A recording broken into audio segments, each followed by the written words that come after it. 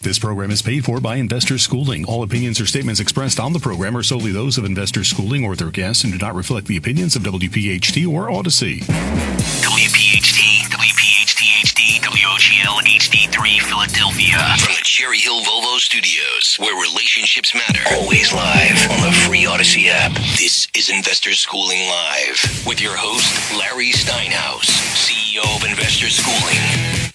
And you are on. Good afternoon and welcome to Investor Schooling Live. Investor Schooling Live is transmitting from the Investor Schooling Studios here in Investor Schooling headquarters. I am Debbie Anderson, and I am not the CEO of Investor Schooling. I am I am a liaison here, so I'm always here and always working. So thanks for listening, and get ready to learn some real estate investing, stock options trading, and so many more things about money that I bet you didn't know. You can call us anytime during the show with your questions at 1-855-939-1137. That's 855-939-1137. That's right, we are a live program, so you can call anytime during the show, and we will take your calls. Do not worry about the topic that we're talking about. We'll take your call about anything that has to do with money, finances, and I'm going to say no to the politics at this point because I don't want to talk about politics. So we're not doing that one this time. We are also live on Facebook, LinkedIn, Twitter, and YouTube, and you can leave comments there. If you are watching online, please say hi. The only way I know that you're watching on is when you make a comment, so please make sure to leave comments. Oh, I got some people making comments. That's so awesome. I love it. I get excited for that. All right, so Investor Schooling is located in Bucks County, Pennsylvania. Oh, wait, did I miss a spot? All right, so at Investor Schooling, we teach real estate investing, stock options trading, how to save money in taxes, how to be financially free, and we even give you the motivation to make money work for you instead of you working for money. So we teach you how to work smarter, not harder. Investor Schooling is located in Bucks County, Pennsylvania, right off the Newtown Bypass, serving New Jersey and the greater Philadelphia areas in a real brick and mortar building. You can actually walk in the door and get the vibe of coming in here and seeing what it's like to meet people who are entrepreneurial just like you, which is actually a really great thing. Our students are also located in several states with our exclusive web access to our classes and seminars. Get ready to learn something new and get ready to learn the business of entrepreneurship, real estate investing, and stock options trading from your friendly neighborhood financial expert, not Larry Steinhaus, but me, Dr. Deb Anderson. So if you have any questions, come in and call. So I have a couple things I was going to chat about today. And if you guys want to call in, that would be awesome. That would be cool. Hey, Pete. So I have some people, saying hello, which is awesome. I'm really glad you're supporting me because I'm by myself today. So you guys got to call in and just give me some stuff.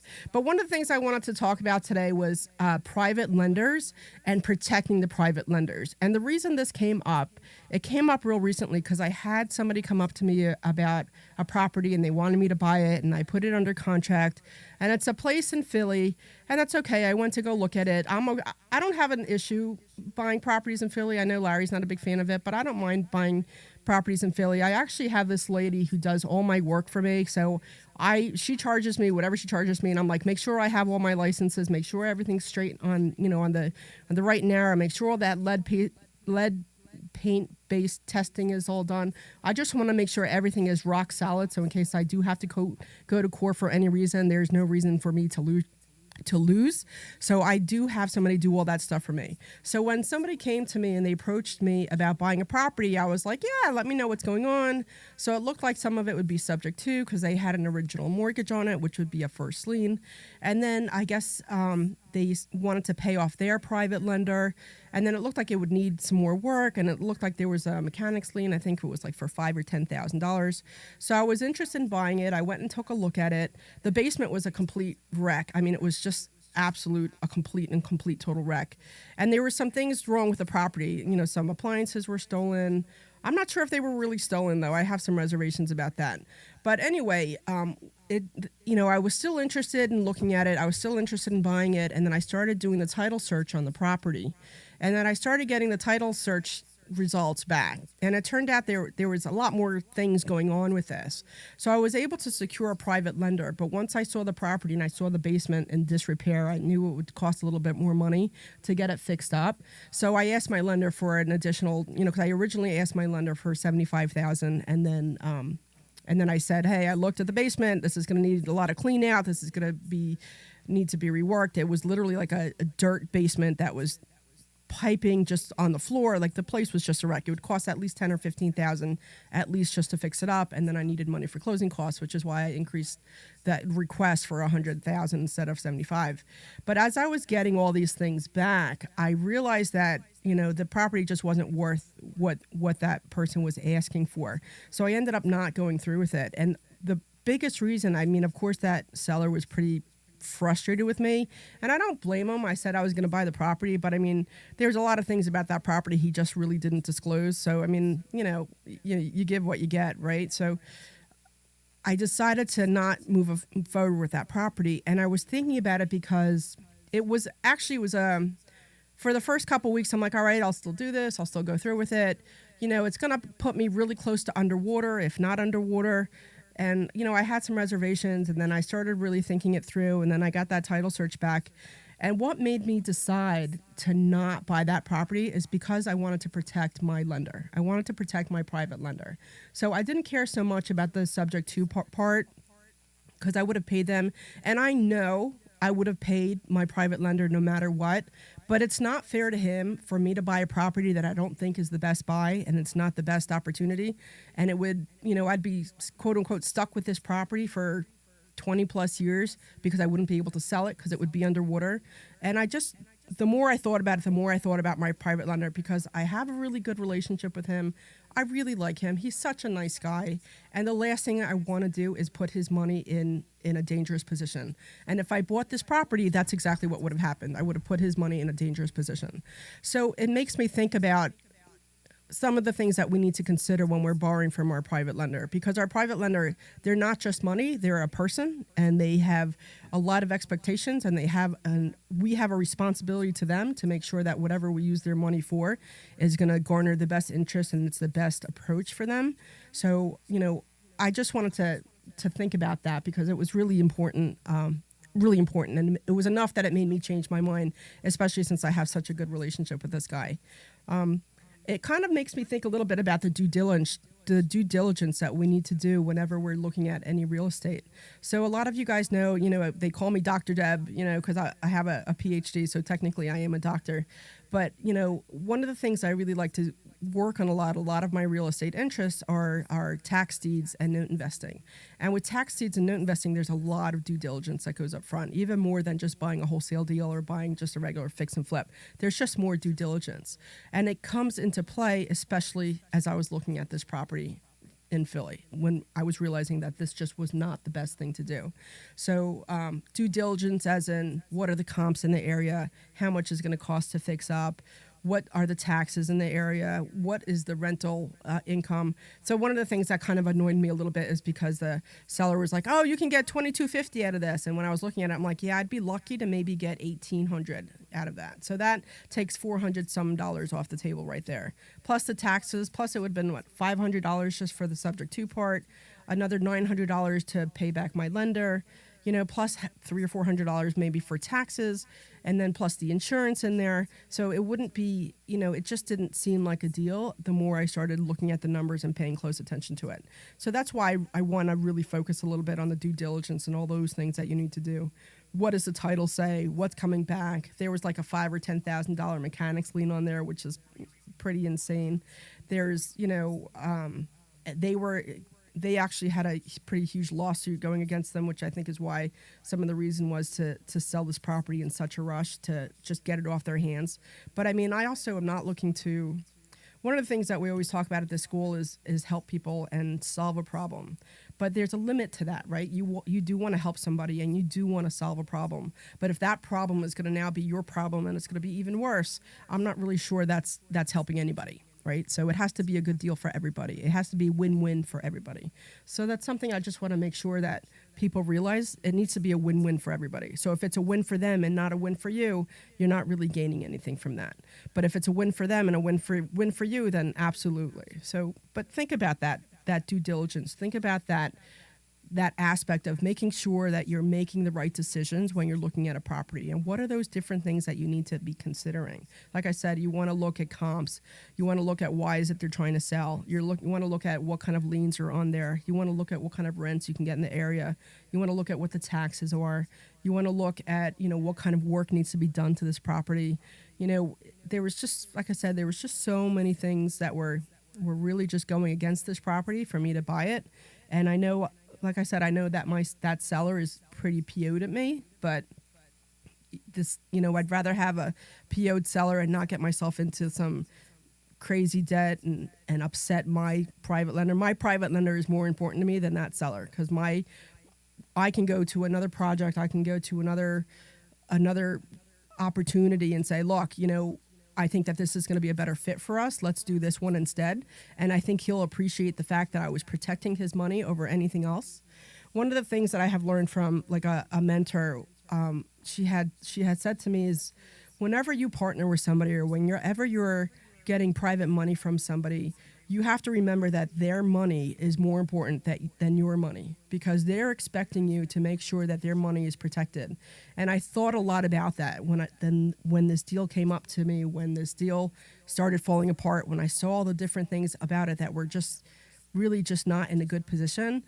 I was thinking about what that mentor had said to me. That money I need to protect more than my own. So my private lender's money, I wanted to make sure that nothing happened to it. I wanted to make sure that his money was protected and that there was nothing that could have gone wrong, and that if for whatever reason I needed to sell that house, that he would be able to get paid back in full. And because of all the things that were going wrong with that property, I just didn't think that was the case. And it's more important for me to protect his money than it was to protect me getting that house. So just something to think about when you partner with somebody. I think that integrity piece is something that's really important. This is my name on things, and I'm very, very not willing to put my name on things unless I know that they're done the right way. And I hope that integrity came through when I said no to that sale and I protected my private lender's money, so that either he spends it with me in the future or if he spends it with somebody else on a different deal. I just think that's something that's really important. So I just want to remind you guys that I'm here on my own. So if you guys want to call in and you want to have a chat with me, that would be awesome. Give me a call at 855-939-1137. Again, that's 855-939-1137. I have a bunch of people saying hello, and I really appreciate it. So I have Deb and Pete and Joe, and I think one or two other people that I can't see because I don't know how to do this thing. Larry's usually doing it. So just bear with me. All right, so on to the next topic. I have a couple properties in Philly, like I just was mentioning. And the reason this next topic is coming up is because of a presentation that somebody gave. So we had one of the guys that's like a friend to the school. He did a presentation on bad renters. And it was funny. It was really funny because he's like worst landlord. He's the worst landlord. His presentation is on being the worst landlord ever. And it was hysterical. Like his presentation was funny, but it was great because you got to learn a lot, right? A lot of the mistakes he made were like, what are you doing? And why would you do that? But one of the things that caught my attention when he was doing his presentation was that how somebody was getting ready to move in, but they didn't have all their money to be able to rent the apartment. And his response was, just give it to me with the first month's rent. And in my head, I'm thinking, why would you do that? I thought that was crazy. And I thought it was nuts. And I kind of get it. So I have this apartment for rent in Philly, and it's open. It's been open probably for 2 or 3 months. And part of it was my mistake in that I wasn't marketing it the right way. So I'll be the first to admit that I asked for guidance from a couple of guys at the school. On our Monday night masterminds, I'm like, how do I get this place rented? What do I do? What am I doing wrong? And then, I had some people that were scheduled and then they never ended up coming. And then a couple times I went, and it's like an hour ride for me, which is a real hassle. And I'd go up for an hour and then I'd wait there for a half hour, 45 minutes, an hour, waiting for these silly people to not show up. And then I'd leave and then I'd be annoyed, right? And then I'm driving home annoyed. And, it was just not a fun experience. So I did this, I think, 2 or 3 times, and it was just frustrating. So then, like I said, I reached out to the guys in the Monday Night Mastermind, and I'm like, hey, what am I doing wrong here? What's going on? And it was just, it takes, I have to say that when I open up and I show my vulnerabilities on the Monday Night Masterminds, it's good and it's bad, because it's good because it humbles me enough to say, I need help and I need to ask for it. And I'll be the first to say that I struggle with that, asking for help. I get told that a lot, that I'm not very good at asking for help. But when I go to these Monday night masterminds, there's so many things that I know that either I don't know or other people just have more experience in, that I kind of have to open up my vulnerabilities a little bit and say, okay, you know what? I don't know this. I need some help. Help me out. What do you recommend? And at the same time, it's frustrating because it's like, I want to do this myself and I know that I can do it. So it's kind of like a push and pull a little bit. You have to recognize that you're not the best at everything and that you need help, but then you are also showing other people that you're not the best at anything and you need help. So it kind of is like a give and take. So I was having trouble renting this place in Philly. I really just wanted to get it rented because I don't want to deal with these non-rented places. It's just such a hassle. I just want the money to come in. I don't want to deal with it. And then have them stay in there for a year or longer. That would be awesome. And the only reason the other people left is because she moved back. She was actually from, the original tenant was from the other, Western PA. And then she was going back. So I knew she was only going to be there for a year. So she left and everything was fine. And I just had to get this re-rented. So anyway, I went, I had that open house. I actually had people show up, which was awesome.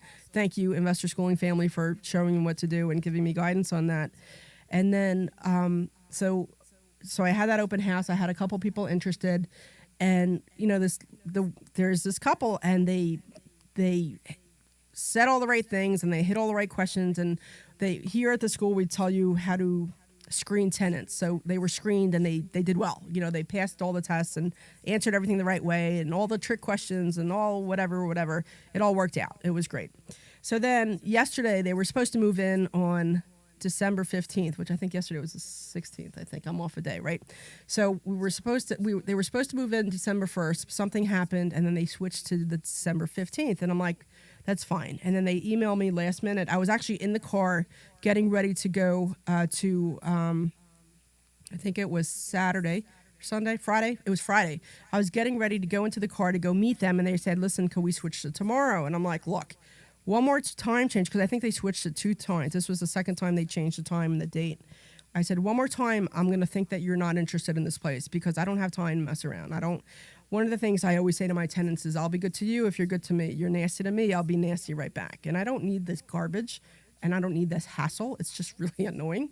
So, I got the message literally as I was in the car getting ready to drive over, and then we switched it to yesterday. So then I drove over, and I have the key on a lockbox, so I have the keys that I would actually give the tenant on the lockbox there, because I don't want to take the chance of forgetting them, because I've done that in the past where I've driven 45 minutes, forgot the keys, had to turn around and go back, and it's not a fun experience. I don't recommend it.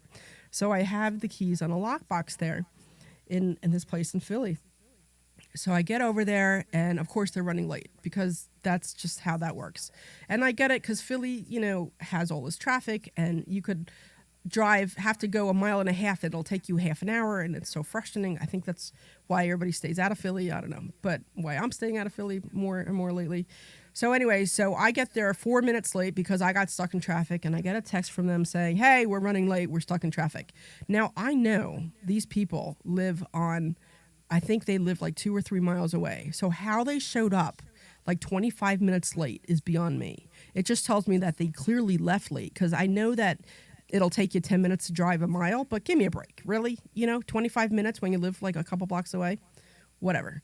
So anyway, they finally show up. And I'm like, all right, I'm sitting outside, I'm goofing off, watching these stupid reels on Facebook where I always waste all my time. And they finally show up, and I'm like, hey, come on in. And, they get everything squared away. And then I'm like, all right, so you need to give me X amount for the move-in date. And then I'll get, I have the keys in my pocket ready to give it to them.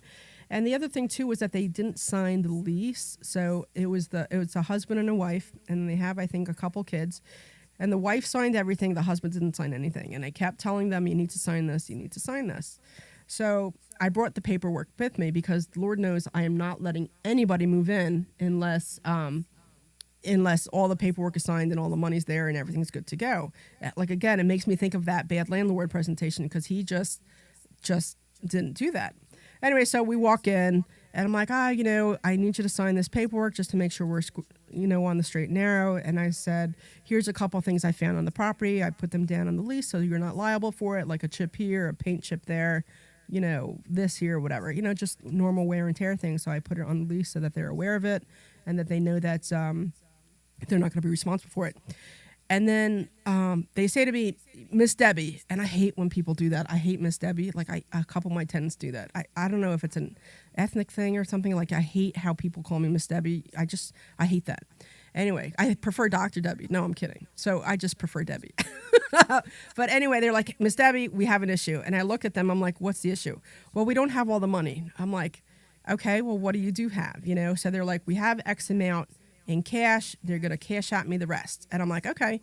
So I said, so then you can switch the move-in date to January 1st, because unless you have all the money, I'm not giving you the keys and you're not moving in. And they just looked at me and they're like, okay, yeah, we can do that. I'm like, yep, that's how it's going to have to be. Because if I'm not getting all my money up front, I am not interested in having somebody move in. I'm not going to be that bad landlord that says, oh, just give me that extra $1,500 on the first month's rent. Because that's just not going to happen.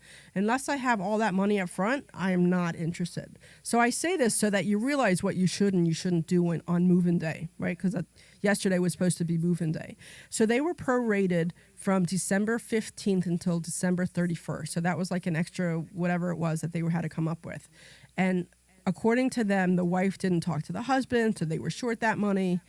And I'm like, it's not my issue. It's not written right here on the lease that you signed. The woman, she signed it, so she knew about it. It's all written out in print. And they said, well, can we? So then they start handing me this cash, and then he's given me like a couple $100 bills and a bunch of 20s yesterday, which I really hate. I really hate dealing in cash because then I have to go to the post office and then I have to get a money order so that I can deposit it. It's just, because the bank that I use for this is a special bank that's not local, and it's just such a hassle.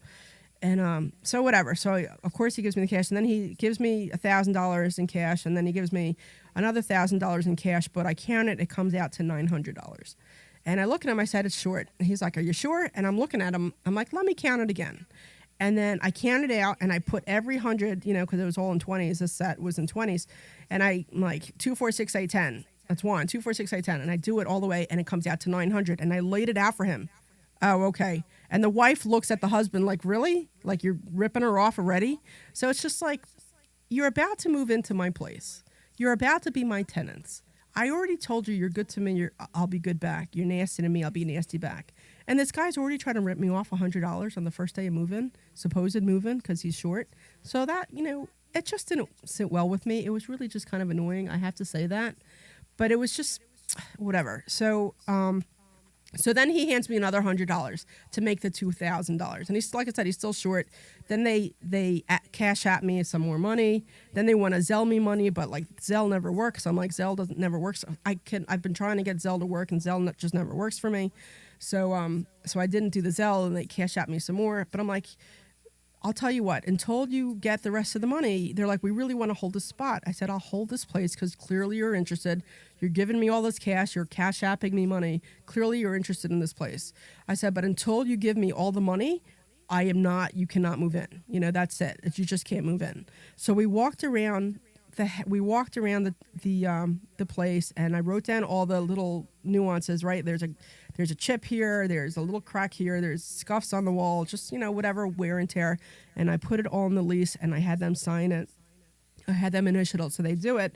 But I told them that until I get the rest of the money, that there's no chance that they're moving in, So that, I bring that up because of that bad landlord presentation. So while I could have just said, okay, just move in and give me the rest of the money on the first day of you move in, I'm not taking that chance. Because right now I'm holding almost all of their first, last, and security deposit minus, whatever they owe me. But they're not moving in until they get it. So they realize that I'm not playing around. But what else is interesting that I also put on my lease that I made them sign, and I made them initial, in a couple different places. So one was the money changed because, instead of them moving in on the 15th, now they're moving in on the 1st. So I changed that money and had them initial it. Because remember, the guy didn't sign anything online, which was really frustrating to me. So I had it all in place, like in person.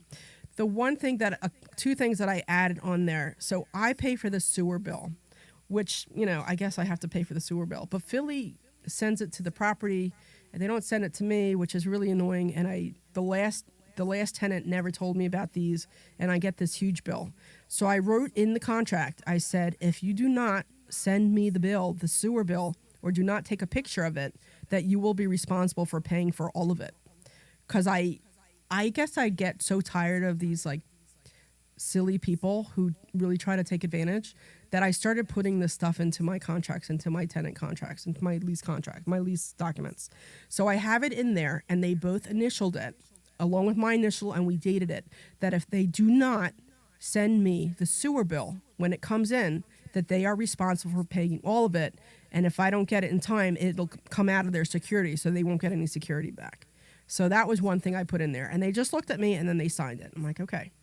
So the other thing I put in there was, and we teach it here at the school, rent is due on the 1st, it's late on the 2nd, $150 late fee on the 5th, and eviction on the 15th.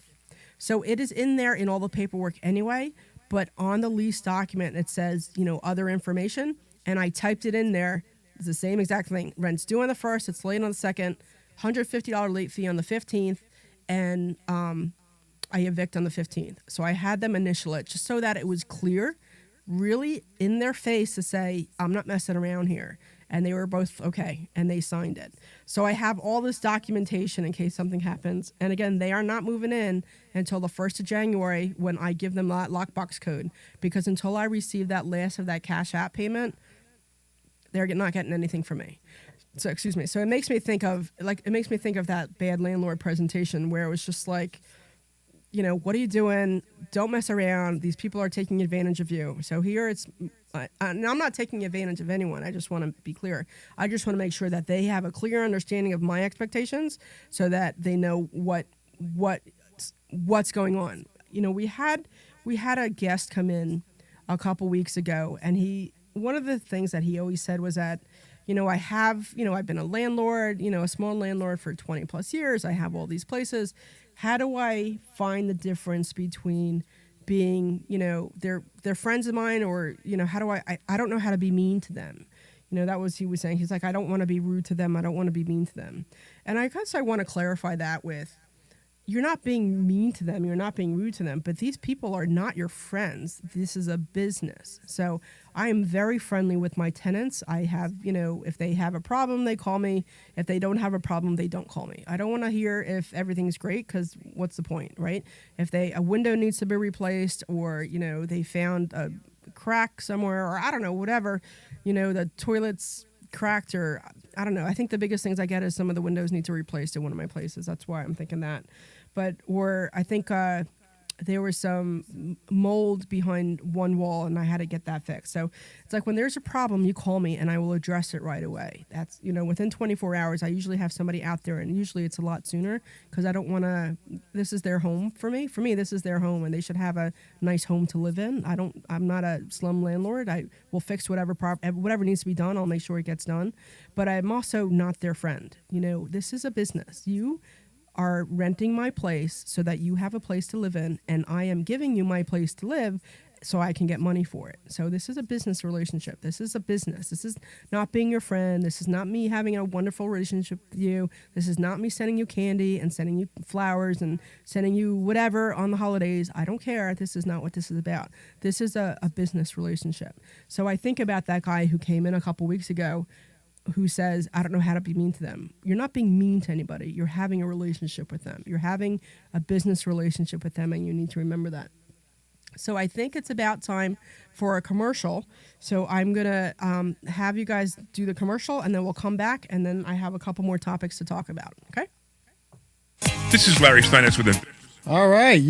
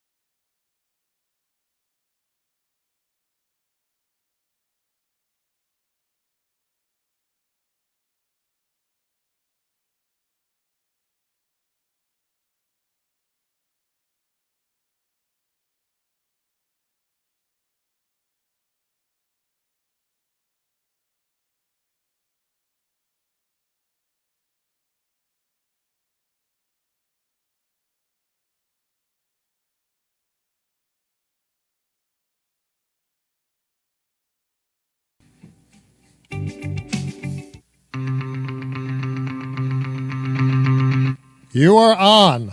All right, good afternoon and welcome to Investor Schooling Live. Investor Schooling Live is transmitting from Investor Schooling Studios here at Investor Schooling headquarters. I am Dr. Deb and I am not the CEO of Investor Schooling. I am a student liaison and I show up here all the time. Thanks for listening and get ready to learn real estate investing, stock options trading, and so many more things about money that I bet you didn't know. You can call me anytime during the show with your questions at 855-939-1137. That's 855-939-1137.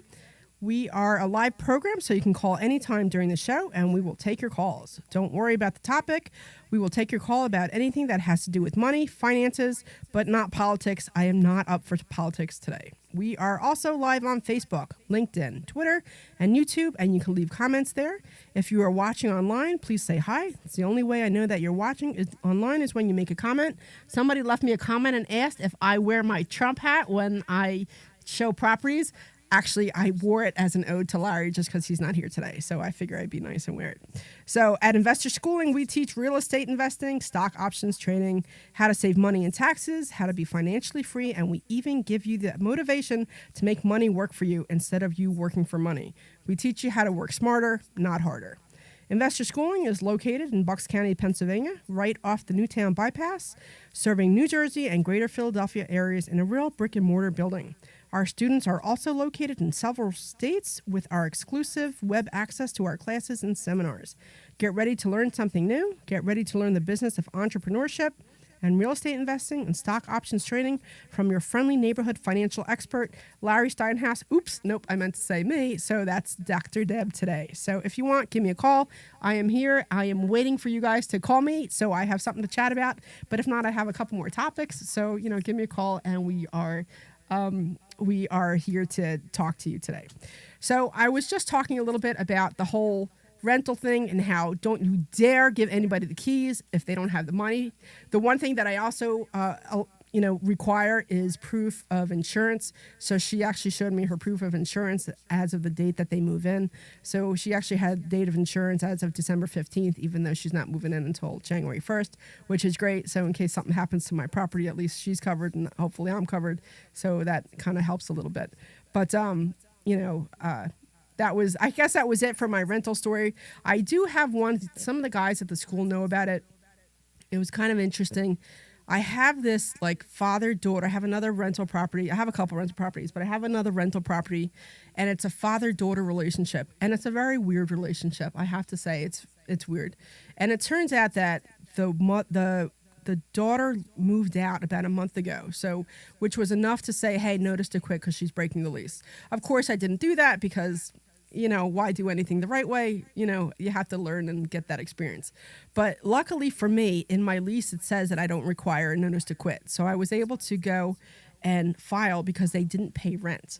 So I was telling you how here at the school, we talk about how rent's due on the 1st, it's late on the 2nd, 150 late charge on the 5th, and eviction on the 15th. So they didn't pay by the 5th, not that I expected them to because she had moved out, and I really think she was making most of the payments, the daughter, and the father, I think, is a deadbeat. But I didn't necessarily realize that at the time, so poo-poo to me for, missing that. Anyway, so by the 5th, I did not get any rent payment, and he wasn't responding to a text. I'm like, hey, because he actually did some work for me in other places, completely separate. Like whenever he did anything for me, it was an invoice and I paid the invoice. It had nothing to do with rent. It was a completely separate transaction. But anyway, he didn't pay. So what I did was, since she had notified me that she was moving out and no longer paying rent, I went, I think it was on the 9th of December, and I filed the paperwork for a landlord-tenant dispute because they weren't paying the rent. And it was great because it's a small town, it's a little bit of a drive for me. It's a small town. And on the paperwork, I have to fill out on the courthouse, the courthouse paperwork, it says, how much have you incurred? How much do you want? And I said, and I said to the lady behind the counter, I said, well, when's my court date? And she's like, looks at me. And I said, well, I don't know how much is going to be owed because of all the fees or all the extra things. So if it goes into another month, they would owe me another month's rent. So she's like, oh, we'll get you in this month. And I'm like, in December, she says this to me on December 9th. She's like, we'll get you in this month. I'm like, okay. So this was, I think it was Thursday or Friday.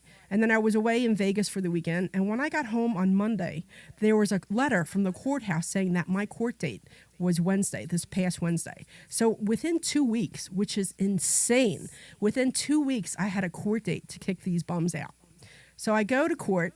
And that was this Wednesday. So I actually had the ladies' luncheon, and I had to cancel it. I felt so bad because I promote it so much here at the school. So the ladies we all got together, and we just kind of talk about investments or whatever else that is going on in our lives. And I felt terrible because I had to cancel it, because what's more important, the lunch date or the court case? Clearly the court case, because I need to get these bums out of my place. So, I send out a mass mailer. Hey guys, I need to cancel. And then everybody's like, good luck on your court date, good luck. And then the day of court, I had a couple of people texting me, hey, good luck in court, good luck in court. It was great. Actually, it was awesome. So thank you everybody for reaching out to me. It was awesome. So I go into court. I go there. It's a little bit of a drive for me. I left really early in the morning. I got there with about 45, 50 minutes to spare, which, if you know me, is really good, because I am habitually late, and I am really working on that. And I have to continue working on that, but I will get better at that. I am getting better at that. It's my whole mental thing. I am getting better at that. But anyway, I showed up like 45, 50 minutes early. I walk into the courtroom. There's nobody there. Well, actually, that's not true. There was a policeman there, and he was talking to the judge, but I didn't realize it was the judge at the time, because he didn't have his whole cloak on and, whatever. They were just chit-chatting, and then he left. And then I'm just sitting there waiting, and the policeman was like, did you check in? I'm like, oh, I'll go check in. I go and check in, and the lady's like, yeah, okay. It was just, clearly they don't have a good communication, but I guess it's a small town courthouse and that's what they do. I don't know. So I go check in, and she's like, yeah, okay, you're here. And then I go back into the courthouse, and I sit there and I wait. So our court time was 10:30. So, it's 10:15, 10:20, 10:22, 10:25, whatever, 10:30. And the judge comes out, and I went with my husband, and the court, the guy, are you Robert? And, and the policeman, he's like, no, that they came in together. I think they're together. And he's like, okay, well, I like to give everybody a good 10-minute wait. So we're like, okay, we're sitting there, we're waiting. Nobody else is in the courtrooms. There must have not been anything going on. Again, small town, small courthouse. It was literally right next to some weird glass place, the courthouse. It was a weird building. So anyway, so we finally, 10:30 rolls around, 10:35 rolls around, 10:40 rolls around, 10:42 rolls around, and the judge says, okay. So he's like, do you want writ of possession? I said yes. I automatically won by default. The guy never showed up.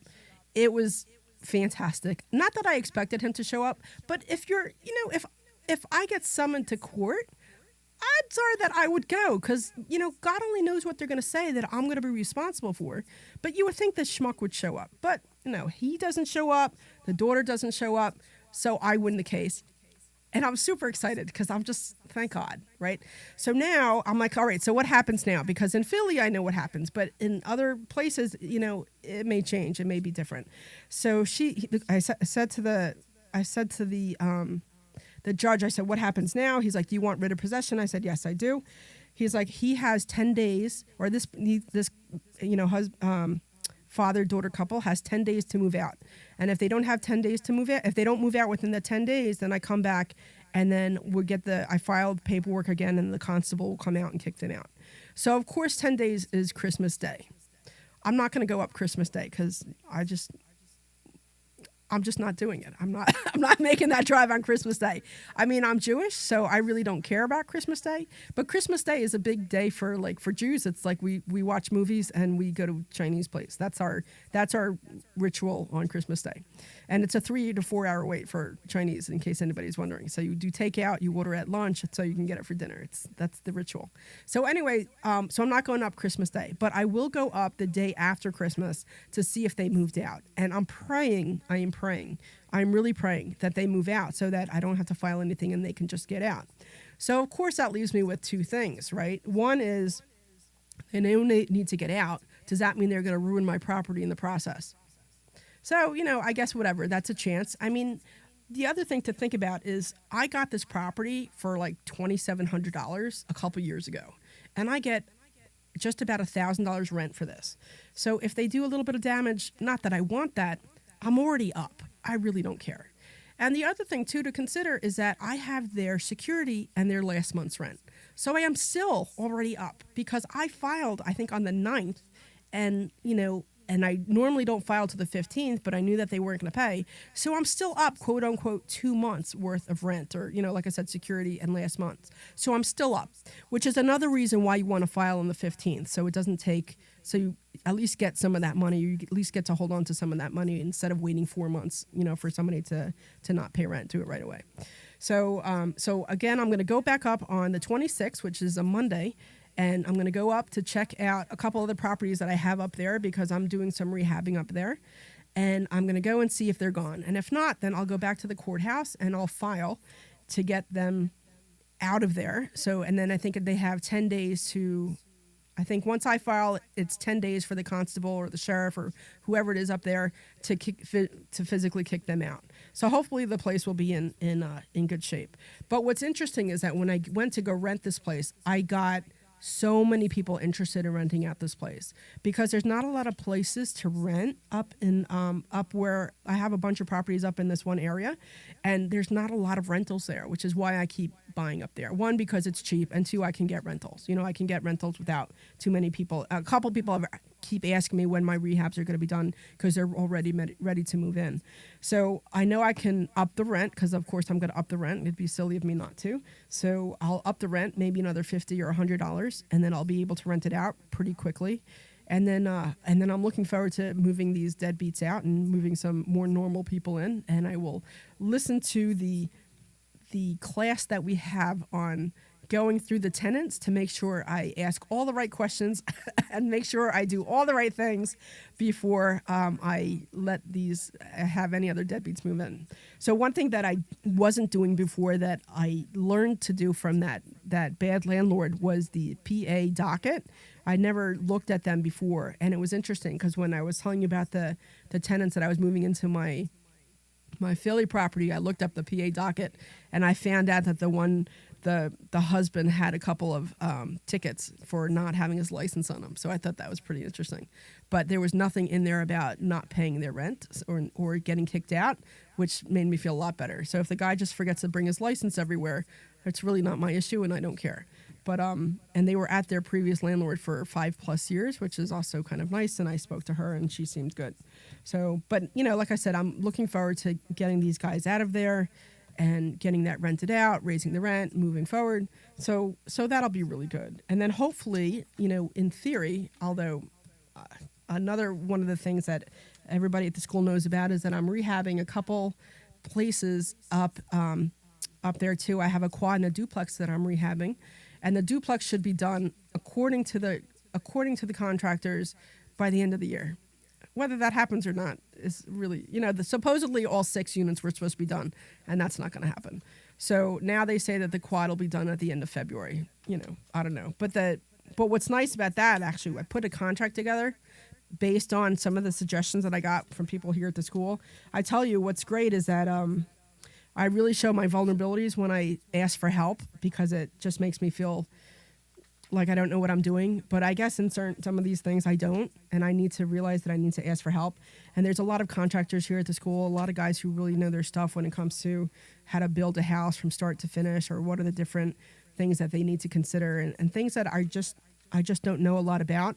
So I have to humble myself and ask these questions and feel like a schmuck when I get these, why didn't you do this and why didn't you that?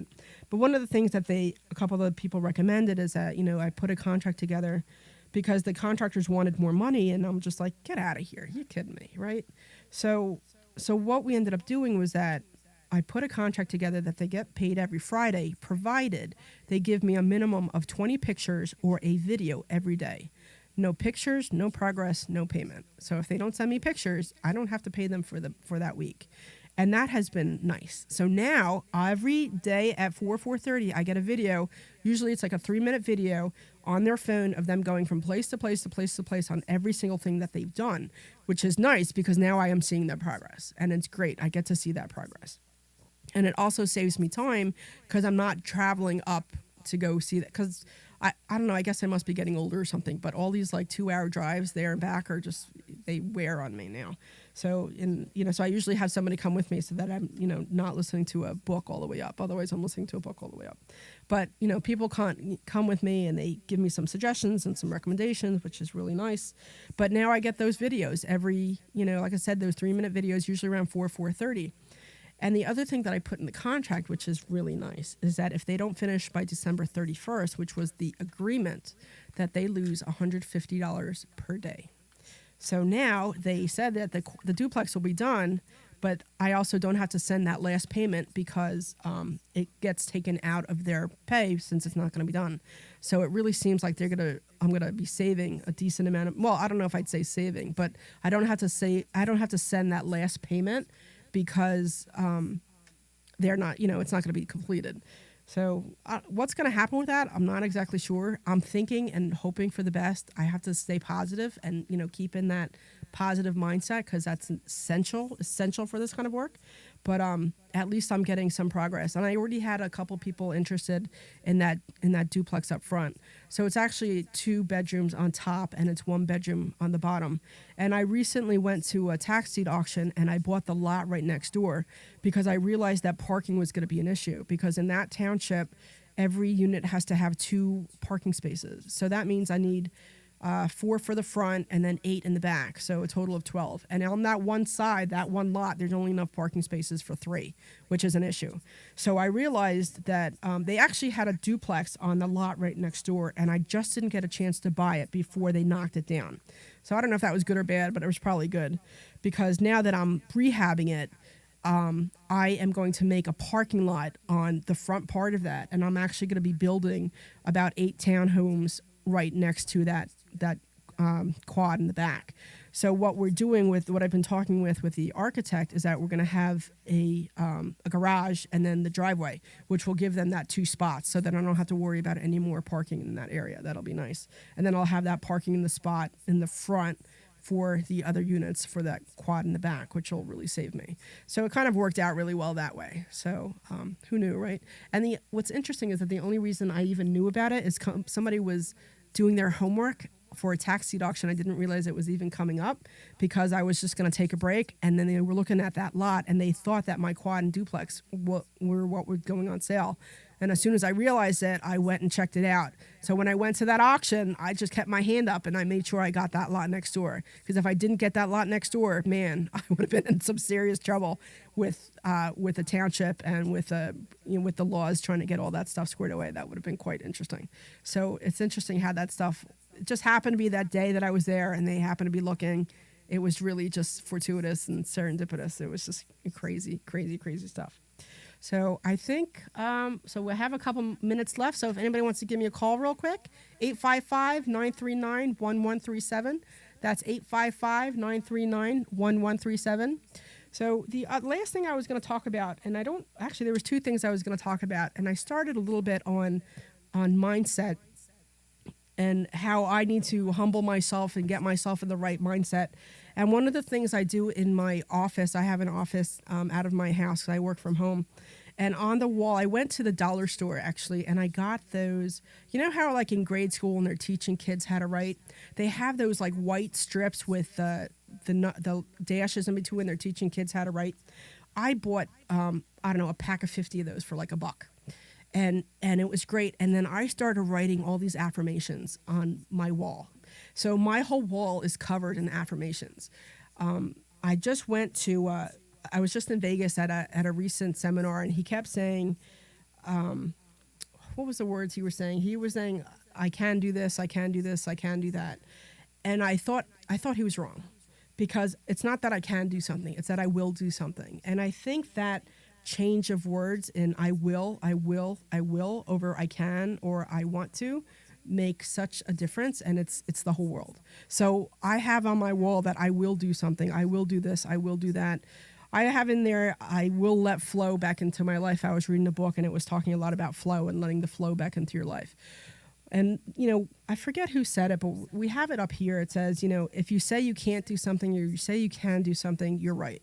So that's why I say, when I said earlier, I am getting better at being on time. I will do better at being on time, because it forces my mind to get into that zone that it tells my unconscious, my subconscious that I need to get off my hiney and start working on it to do it. And it gets it going. So I have a lot of affirmations in my house. I will do this. One of the things that I also have, and somebody had brought it up at the school, I think it was like January, February last year. What are your goals? What are your goals for the year? And I always make goals up for the year. And I have something else I got at the dollar store. It's the same kind of thing. It's just like it's like a Post-it. It goes up on the board.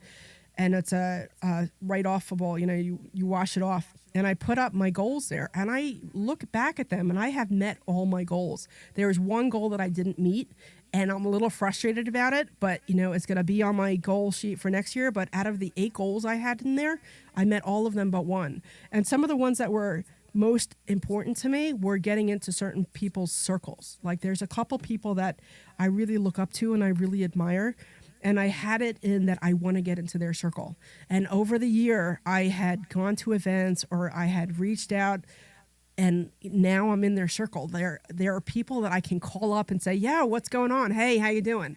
And I just reached out to one of them last week. I was dropping something off. I was picking something up at somebody's house to drop it off somewhere else. And I'm like, yeah, I need help with this. And this guy is very well known. He's well over a multimillionaire. And it's just like, yeah, I need help. I'm not sure what to do here. Can you give me some guidance? He's like, yo, Deb, how you been? What's going on? Haven't heard from you. Why aren't you reaching out to me more often? And, Grant, I reach out to this guy maybe every 2 or 3 months. So every 2 or 3 months, even was just like, where you been? What's going on? I haven't talked to you. So it's so cool when you set those goals for yourself and you really kind of push yourself to make them. It makes such a difference. And I'm telling you, those affirmations I have on my wall are the world to me, because when I feel like I'm struggling, or I don't know what I'm doing, or I feel, I don't know, everybody has those bad days where you're like, oh, what's going to happen today? I look up at my wall and I read all these affirmations. I will do this. I will do this. This will not be an issue. I will keep moving forward. I will keep stepping forward. I'm on my path, reaching my journey, or I will make, X amount of dollars this year, or one of my goals was to not work so hard in my writing business and to have other people work for me. And this year I have like 16 people working on a project for me, and I'm not writing any of it, which was in my goals. And it took me a couple months to realize that. It's amazing what your mind will do for you when you set those goals and look at them every day. So I want you to think about that. And I want you to go to the dollar store and get those stupid little dollar sheets that are little, they're 5 inches long and an inch wide, and put those affirmations up on your board, because when you see them every day, you realize and you start to move forward towards those goals. It's amazing what happens. So I don't know. I think I'm running out of time. Do I have a couple minutes left? Nobody. Yes, indeed. Okay, yes, indeed. Yeah, you got a couple minutes. I got a couple minutes. Okay, so, all right, so the last thing, so we're doing a thing on mindset.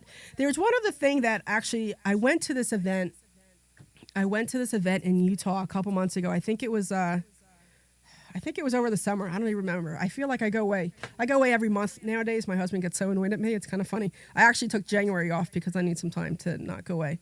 Anyway, so I went to this event in Utah.